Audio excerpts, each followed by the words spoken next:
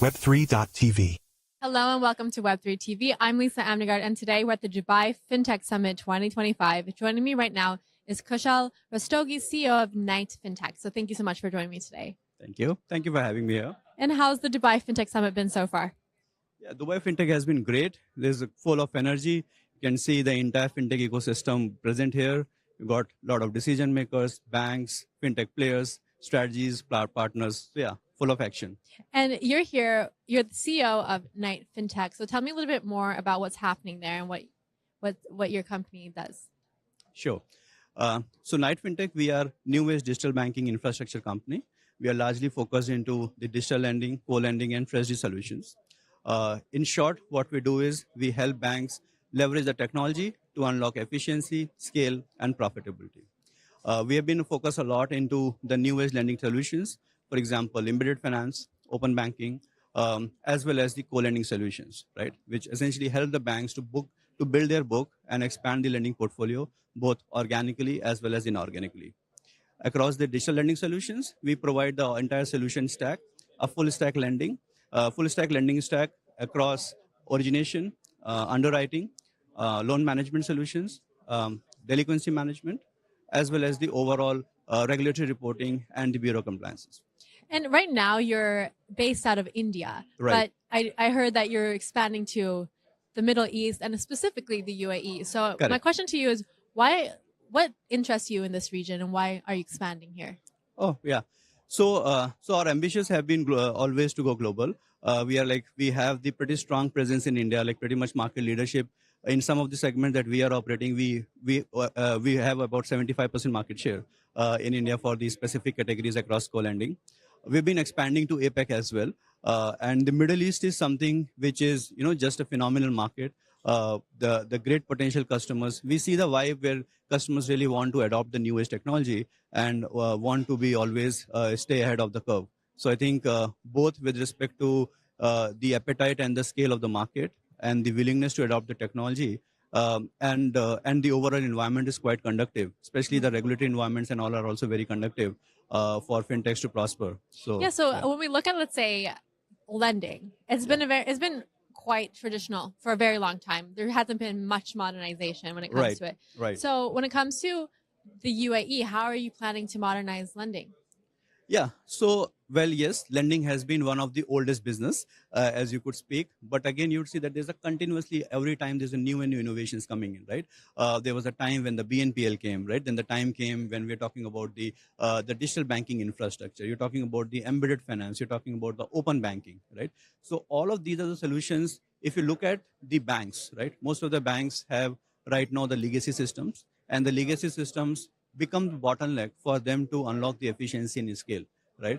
To be able to partner with the fintechs, right? As we see that over a period of time, the overall lending and the banking in general will become more and more partner-led, right? When you have to operate and partner with the other fintechs and the other smaller lenders, your system should be able to allow that, right? Well, the legacy systems which are not built on the open banking standards, you have got built a closed loop solutions, right? So then it is difficult for you to operate and partner with others.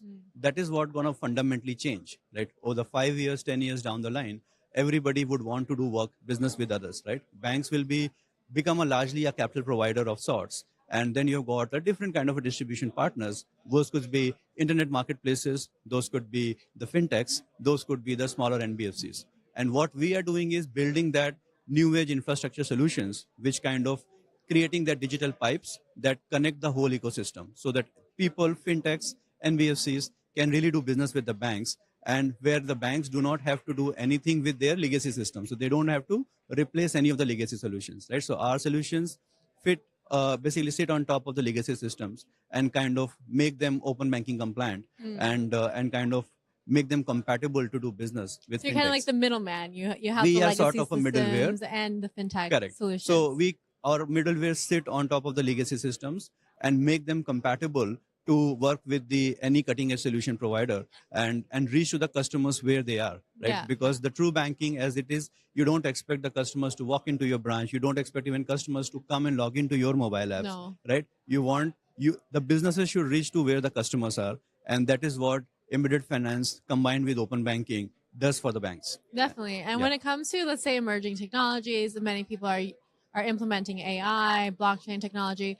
What kind of technologies are you most interested in to Yeah. modernize the lending Correct. sphere? So as I mentioned, so we are a full stack lending provider. Now AI has got a lot of use cases in lending specifically, and in general the overall banking. We do treasury as well.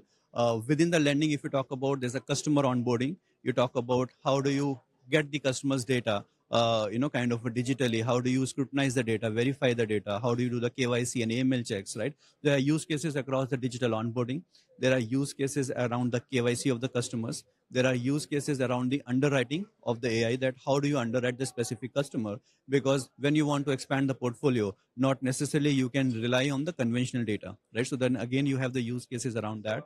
You have a use cases around the entire servicing of the loans, right? So you have a use case, for example, we have built the conversational AI based bots. So the customers can directly get onboarded using a conversational AI, right? Think of it like an experience of like a virtual RM, right? So like you are not walking to a branch, but you are talking human language, and the bot is actually talking in a human language to you, that okay, what are you looking for? You need this kind of a documents, just provide these things, these are your eligibility, and everything happens automatically. The entire onboarding and the sanction disbursement, the money comes to your account digitally, and without any human intervention, without any human being involved at the bank end. So AI is replacing that side of things, the human side of things. Yeah, I will say not replacing, but essentially enabling everybody to do far more better things, right? Okay, so all the mundane tasks where the human is not required, so humans will do a more and more intelligent work, and the regular task is something that the AI can take care of. Definitely. Yeah. And if someone wants to learn more about